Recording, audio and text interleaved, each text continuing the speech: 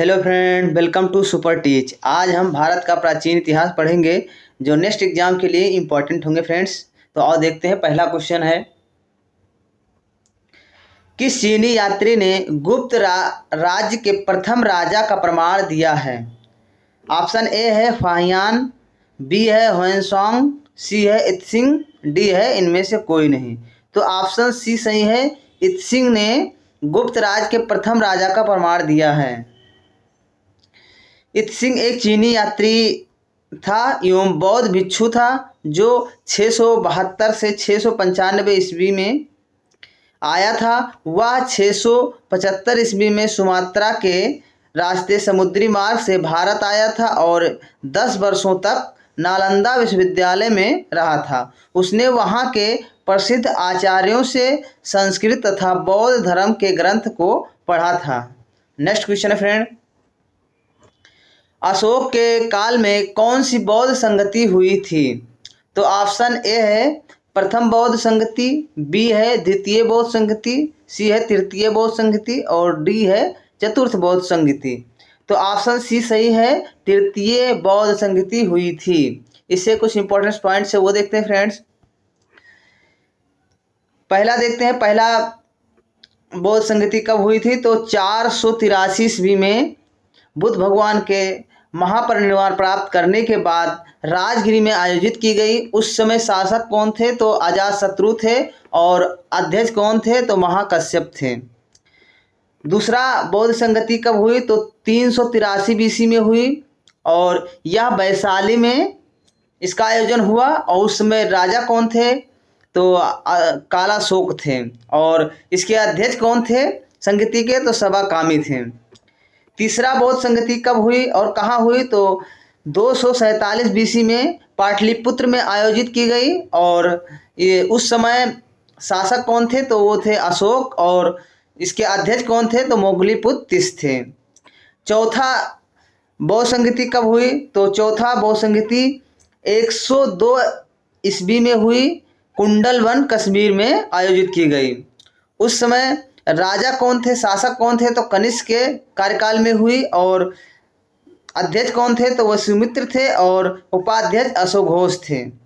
Next question है friend, Maurya काल के दौरान शिक्षा का प्रसिद्ध क्षेत्र कौन सा था? तो मौर्य काल का प्रसिद्ध शिक्षा का क्षेत्र उज्जैन था। ऑप्शन ए सही है, उज्जैन था। वैसे तो तक्षशिला महत्वपूर्ण है बट आंसर इसका उज्जैन है। मौर्य काल में उज्जैन मौर्य काल का प्रमुख शिक्षा का केंद्र था। अगला क्वेश्चन है फ्रेंड, तंजावुर में बृहदेश्वर मंदिर का निर्माण किसने कराया था? ऑप्शन ए है राजेंद्र चोल प्रथम, राजा राज चोल प्रथम, सी है कृष्ण रमन और डी है वेंकट रमन। तो ऑप्शन बी सही है, राजा राज चोल प्रथम ने इसका निर्माण करवाया था। बृहदेश्वर मंदिर का निर्माण राजा राज चोल प्रथम ने कराया था। यह दुनिया का पहला ग्रेनाइट मंदिर है। यह 210 मीटर ऊंचा है और ग्रेनाइट की सबसे ऊंची इमारत है। यह यूनेस्को की विश्व धरोहर में भी शामिल है। नेक्स्ट क्वेश्चन है, सुदर्शन झील का जीर्णोद्धार किसने कराया था? ऑप्शन ए फ्रेंड्स रुद्रदामन प्रथम, बी अशोक, सी कनिष्क, डी समुद्रगुप्त। तो ऑप्शन ए सही है, रुद्रदामन प्रथम ने सुदर्शन झील का जीर्णोद्धार कराए थे। जूनागढ़ अभिलेख के अनुसार सुदर्शन झील का जीर्णोद्धार रुद्रदामन प्रथम ने कराया था। रुद्रदामन प्रथम शक राजा था। रुद्रदामन ने इसका जीर्णोद्धार 150 से 151 ईस्वी में कराए थे। नेक्स्ट क्वेश्चन, राजा प्रसेनजीत गौतम बुद्ध के समकालीन थे। वो कहाँ के राजा थे? तो ऑप्शन ए है काशी, बी है कौशल, सी है अंग और डी है मगध। तो ऑप्शन बी सही है, कौशल के वो राजा थे। राजा प्रसेनजीत गौतम बुद्ध के प्रारंभिक शिष्यों में से एक थे। वो कौशल महाजनपद के राजा थे। इसकी राजधानी, कौशल की राजधानी थी श्रावस्ती। अयोध्या थी। प्रसेनजीत की बहन का विवाह मगध के राजा बिंबिसार से हुआ था। नेक्स्ट क्वेश्चन, भरूकच्छ का व्यापारिक बंदरगाह कहाँ था? Option A Rajasthan, B Gujarat, C Uttarakhand और डी हिमाचल प्रदेश। तो ऑप्शन बी सही है, गुजरात में भरूकच्छ का व्यापारिक बंदरगाह केंद्र था। नेक्स्ट इसका इंपॉर्टेंट पॉइंट है वो देखते हैं। भरूकच्छ गुजरात का एक प्रमुख बंदरगाह था जहां से बहुत अच्छा व्यापार होता था। नेक्स्ट क्वेश्चन, निम्न में से किस राजा का उल्लेख अशोक के अभिलेख में है?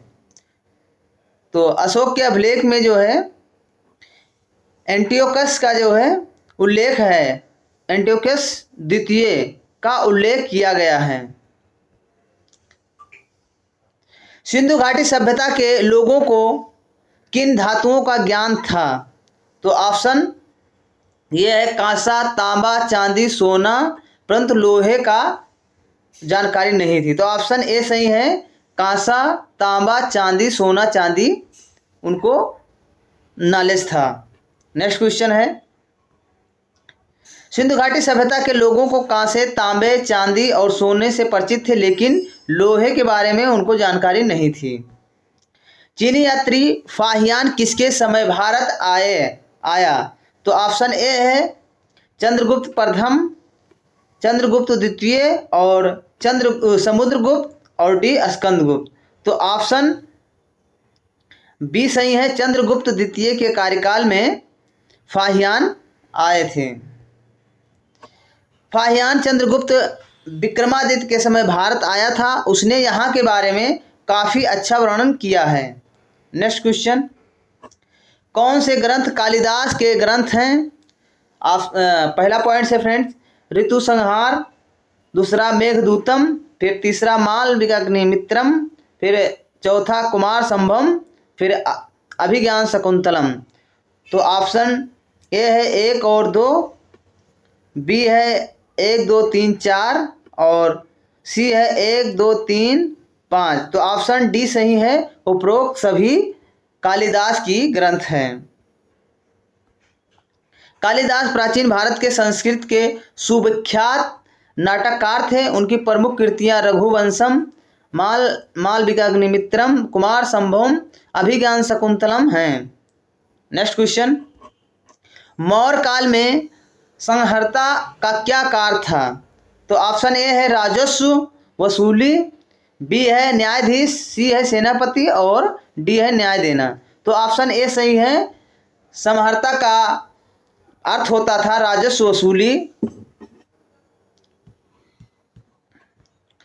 मौर्य काल में संहर्ता उसे कहा जाता था जो राजस्व की वसूली करता था। नेक्स्ट क्वेश्चन, प्राचीन भारत में भारत के राजा पुष्कल के नाम से एक शहर पुष्कलावती की स्थापना हुई। वह शहर वर्तमान में कौन सा शहर है?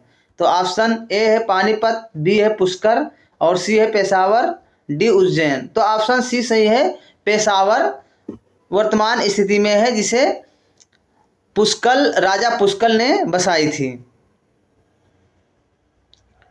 पुष्कलावती वर्तमान पेशावर का प्राचीन नाम है। यह शहर आज पाकिस्तान में है। पुष्कलावती संस्कृत व्याकरणिक पढ़नी का भी स्थान था। नेक्स्ट क्वेश्चन, अंतिम मौर्य राजा बृहद्रथ को किसने मारा था? तो ऑप्शन ये है पुष्यमित्र शुंग, बी सिमुक, सी वासुदेव और डी अग्निमित्र। तो ऑप्शन ए सही है, पुष्यमित्र शुंग ने अंतिम मौर्य राजा का बृहद्रथ की हत्या की थी। मौर्य वंश के अंतिम राजा बृहद्रथ को मारकर 187 ईसा पूर्व को उसके सेनापति पुष्यमित्र शुंग ने मार दिया और शुंग साम्राज्य की स्थापना की। पुष्यमित्र शुंग ने 33 वर्ष राज्य किया। नेक्स्ट क्वेश्चन, अग्निमित्रम जो कालिदास के मालविकाग्निमित्रम का नायक है, किस वंश का राजा था? तो ऑप्शन ए है मौर्य, बी है शुंग, सी है गुप्त और डी है कण्व। तो ऑप्शन बी सही है, शुंग का। शुंग वंश के राजा थे।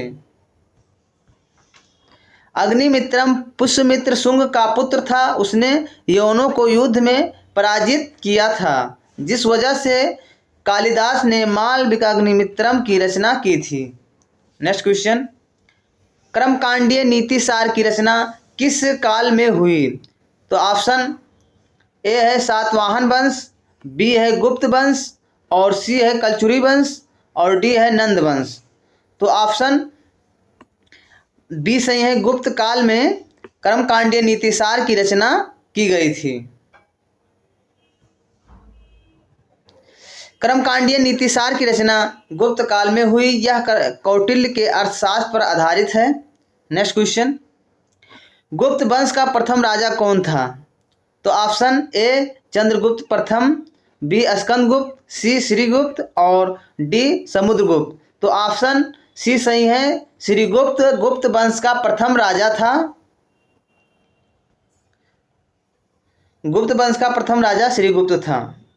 महाबलीपुरम किस वंश का बंदरगाह था? तो ऑप्शन ए है चोल, बी है पल्लव, सी है चालुक, और डी है काकतीय। तो ऑप्शन बी सही है, पल्लवों की महाबलीपुरम वंश की बंदरगाह थी। नेक्स्ट क्वेश्चन, इंपॉर्टेंट पॉइंट है वो देखते हैं। महाबलीपुरम या फिर मामल्लपुरम तमिलनाडु की राजधानी चेन्नई से 55 किलोमीटर दूर बंगाल की खाड़ी के तट पर स्थित एक मंदिरों का शहर है। 7वीं शताब्दी में यह शहर पल्लव राजाओं की राजधानी थी। द्रविड़ वास्तुकला का यह एक अग्रणी प्राचीन शहर है। महाबलीपुरम पल्लव वंश का एक बंदरगाह एवं व्यापारिक केंद्र था। नेक्स्ट क्वेश्चन, बृहदेश्वर मंदिर कहाँ है? तो option A Madhya Pradesh, B Tanjore, C Andhra Pradesh, और डी लखनऊ। तो ऑप्शन बी सही है, तंजौर में बृहदेश्वर मंदिर स्थित है। बृहदेश्वर मंदिर तंजौर में है और दुनिया का पहला पूरी तरह से ग्रेनाइट का बना है। यह यूनेस्को की विश्व धरोहर में भी शामिल है। इसे चोल राजा राजराज प्रथम ने बनवाया था। यह 211 मीटर ऊंचा है और अपनी तरह की दुनिया की सबसे ऊंची इमारत है। नंदी की मूर्ति एक स्तंभ पर टिकी हुई है। यह भगवान शिव को समर्पित है। Next question, BA. स्मिथ ने किस भारतीय राजा को भारत का नेपोलियन कहा था? तो ऑप्शन ए है स्कंदगुप्त, बी है चंद्रगुप्त मौर्य, सी अशोक, और डी समुद्रगुप्त। तो ऑप्शन डी सही है, समुद्रगुप्त को बी.ए. स्मिथ ने भारतीय राजाओं का नेपोलियन कहा था। समुद्रगुप्त गुप्तकालीन एक महान राजा था जिसने 335 से 375 ईस्वी तक राज्य किया। समुद्रगुप्त ने अपने जीवन में बहुत युद्ध लड़े और एक में भी पराजित नहीं हुआ। इसी कारण उसे भारत का नेपोलियन कहा जाता है। नेक्स्ट क्वेश्चन, कौन सी स्मृति सबसे पुरानी है? तो option A Manusmriti, B Yajnavalkya Smriti, C Vyasa Smriti, और डी पराशर स्मृति। तो ऑप्शन ए सही है, मनुस्मृति सबसे पुरानी स्मृति है।